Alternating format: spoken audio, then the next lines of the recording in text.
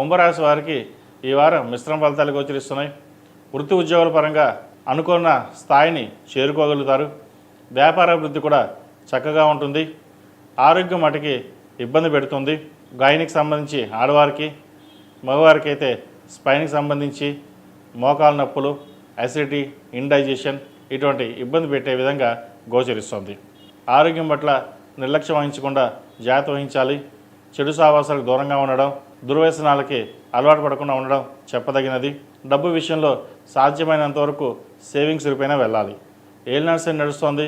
శని ద్వితీయంలో వీళ్ళు చక్కగా ఉన్నా కూడా వచ్చిన అవకాశాలని చేజార్చుకోవడం అనేది జరుగుతుంది. బంధుమిత్రులతోటి సఖ్యత ఏర్పడదు. మనకెందుకో, నాకు నేనుగానే ఉంటాను, నాకు ఎవరు అవసరం లేదు అనే భావన ఏర్పడుతుంది. అటువంటి విషయాలకి దూరంగా ఉండి సహోద్యోగులు కావచ్చు, బంధుమిత్రులతో కావచ్చు ఆనందంగా గడపడానికి ప్రయత్నం చేయండి. అదేవిధంగా విద్యార్థులకు విదేశాలకు వెళ్ళాలనుకునే వారికి మంచి అవకాశాలు కలిసి వస్తాయి. విద్య మీద శ్రద్ధ పెరుగుతుంది. మనం ఏదో సాధించాలి అనే తపన పెరుగుతుంది. ఇది మంచి తరం అని చెప్పచ్చు. మీ పట్ల తల్లిదండ్రులు సంతోషం వ్యక్తపరుస్తారు. మనం ఎలాగో చదువుకోలేదు, కానీ పిల్లలన్నా బాగా చదివించాలి, మంచి ప్రయోజకం చేయాలన్న తపన ఏర్పడుతుంది.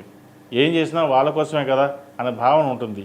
అయితే అందరికీ కాదండి, కొంతమంది సంతానం మటుకి వారి మాట వినకపోవడం, చెడు వ్యసనాలకి బానిస అవ్వడం, ఎదురు సమాధానం చెప్పడం ఇటువంటివి జరుగుతాయి.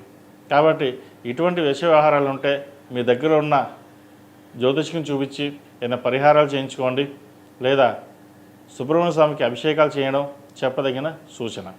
ఈ రాశిలో జన్మించిన స్త్రీలకు వృత్తి ఉద్యోగాల పరంగా, వ్యాపార పరంగా చక్కగా ఉందని చెప్పచ్చు. రావాల్సిన బెనిఫిట్స్ ఏవైతే ఉన్నాయో ఈ వారం వీరికి లభించే విధంగా గోచరిస్తోంది. శని ద్వితీయంలో ఉన్నారు.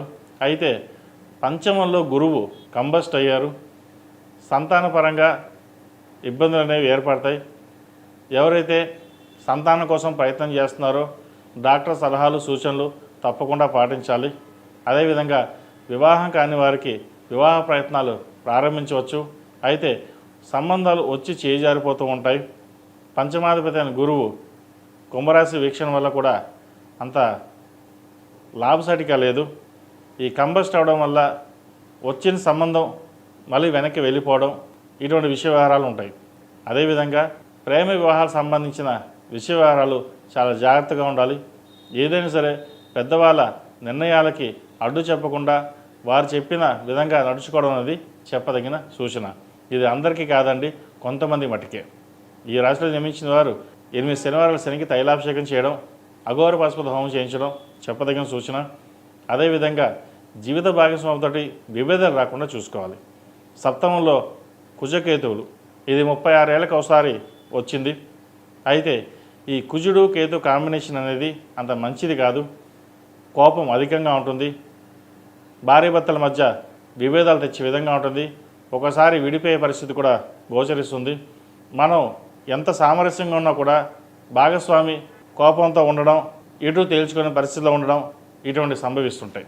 ఇటువంటి అప్పుడు సామరస్యంగా ఉండి ఎటువంటి వివాదాలకు తావు లేకుండా వ్యవహరించడం అనేది కత్తి మీద సాము లాంటిది.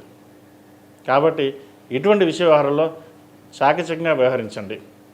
ఈ రాశిలో జన్మించిన వారు ప్రతిరోజు ప్రతినిత్యం ఓం నమః శివాయతో దీపారాధన చేయడం, శివుడికి అభిషేకం చేయడం, సుబ్రహ్మణ్య పాశుపత హోమం చేయించడం చెప్పదగిన సూచన. ఈ రాశిలో జన్మించిన వారికి కలిసి వచ్చే సంఖ్య 2, కలిసి వచ్చే రంగు నేవీ బ్లూ. ఏదైనా పని మీద బయటకు వెళ్ళేటప్పుడు సోమవారం కానీ గురువారం నాడు కానీ వెళ్ళండి, మంచి ఫలితాలు సంప్రాప్తిస్తాయి.